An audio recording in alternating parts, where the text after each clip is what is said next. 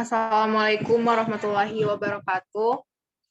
Perkenalkan, nama saya Husnul Fatimah dan anggota kelompok saya Dinalia Fauzia. Di sini kami akan membahas topik tentang perilaku seks pranikah pada remaja.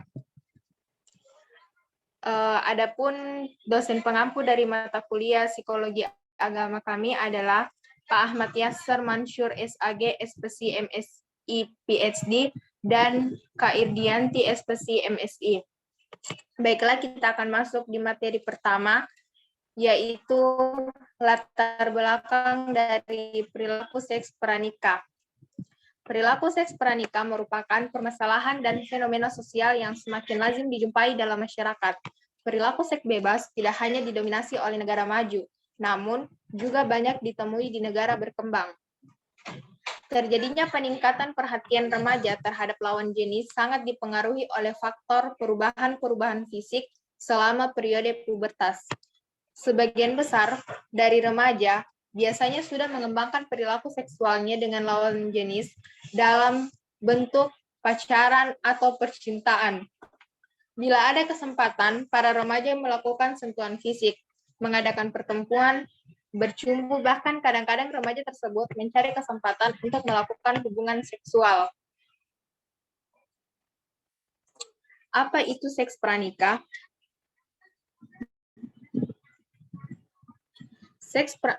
Perilaku seksual adalah segala tingkah yang didorong oleh hasrat seksual, baik yang dilakukan sendiri dengan lawan jenis maupun sesama jenis, tanpa adanya ikatan pernikahan menurut agama. Perilaku seksual di kalangan remaja yang belum menikah menunjukkan tren yang tidak sehat. Usia remaja ketika pertama kali mengadakan hubungan seksual aktif bervariasi antara usia 14 sampai 23 tahun dan usia terbanyak adalah 17 sampai 18 tahun. Perilaku seksual pada remaja dapat diwujudkan dalam tingkah laku yang bermacam-macam, mulai dari perasaan tertarik, berkencan, berpegangan tangan, mencium pipi, berpelukan, mencium bibir, dan lain sebagainya. Adapun dalil yang membahas tentang seks pranikah adalah padahal dalam ajaran agama Islam, perilaku tersebut dilarang sesuai dengan ayat di Al-Quran yang mengatur adanya hubungan seksual sebelum menikah dan hukum dari itu adalah haram. Dan janganlah kamu mendekati zina, sesungguhnya zina itu adalah suatu perbuatan yang keji dan suatu jalan yang buruk. Al-Quran, Al-Isra ayat 32. Adapun faktor-faktor yang mempengaruhi perilaku seksual remaja terbagi menjadi dua, yaitu faktor internal dan faktor eksternal. Faktor internal antara lain adalah pengetahuan, aspek-aspek kesehatan reproduksi, perilaku, kerentahan yang dirasakan terhadap resiko, kesehatan reproduksi, gaya hidup, pengendalian diri, dan aktivitas sosial, rasa percaya diri, usia, agama, dan status perkawinan. Adapun faktor eksternal seperti kontak dengan sumber-sumber informasi, keluarga, sosial budaya, nilai dan norma sebagai pendukung sosial untuk perilaku tertentu.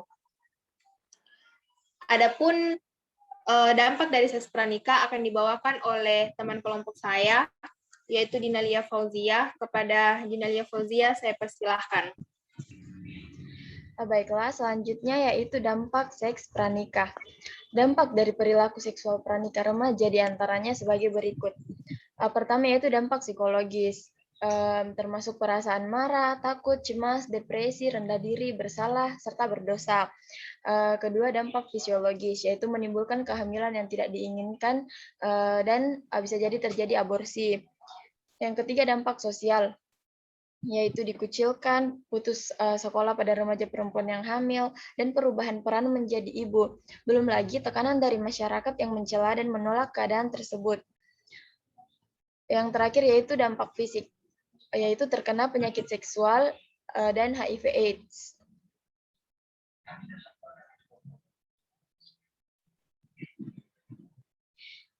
Oke, adapun pencegahan yang bisa dilakukan yaitu fondasi penting untuk mencegah remaja dari aktivitas seksual pranikah adalah agama.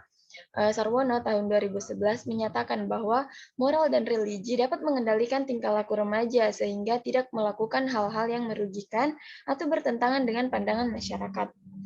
Pemahaman agama yang berkelanjutan pada remaja dapat membentuk pribadi yang berperilaku positif dan mencegah perilaku negatif seperti perilaku yang beresiko.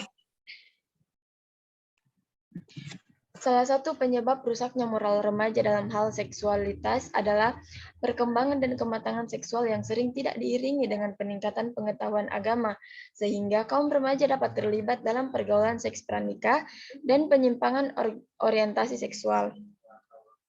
Oleh karena itu, perlu adanya penanaman dan peningkatan pengetahuan perilaku seks dan pendidikan agama yang dapat menjadi pengontrol kaum remaja. Agama merupakan salah satu sumber nilai moral dan norma perilaku yang penting bagi jiwa remaja. Tidak adanya moral agama seringkali memicu terjadi kenakalan remaja. Hasil ini juga sejalan dengan penelitian yang dilakukan oleh Nisfadila pada tahun 2008 yang menyatakan bahwa ada hubungan negatif yang sangat bermakna antara religiusitas dengan perilaku seksual remaja yang sedang berpacaran. Yakni semakin tinggi pengetahuan agama si remaja, maka perilaku seksualnya pun akan semakin rendah dan sebaliknya.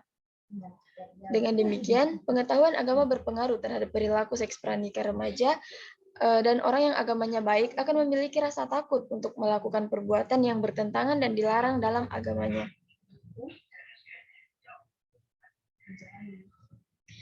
Oke, adapun alternatif solusi yang ditawarkan untuk menanggulangi perilaku seks pranikah pada kalangan remaja yaitu pengawasan yang lebih dari orang tua.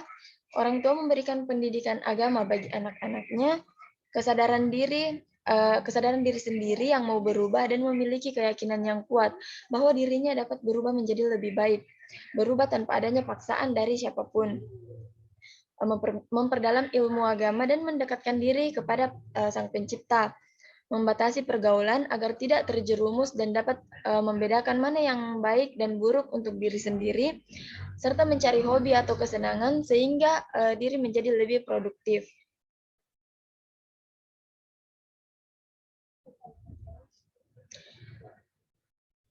Baiklah, ini adalah daftar pustaka dari materi yang kelompok kami angkat.